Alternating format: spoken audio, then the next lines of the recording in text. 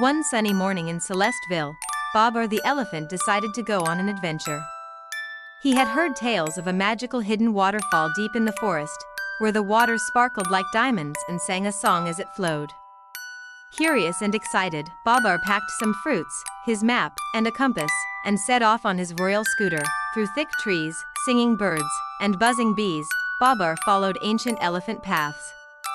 Along the way, he met a mischievous monkey who offered him a shortcut. With a thankful smile, Babar followed, but soon found himself lost.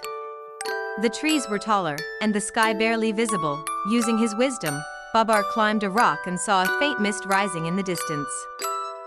"That must be the waterfall," he said. After hours of careful trekking, he finally arrived. The waterfall was more beautiful than he imagined.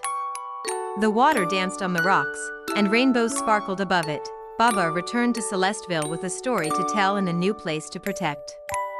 From that day on, the hidden waterfall became a secret treasure only shared with the kindest and most respectful visitors.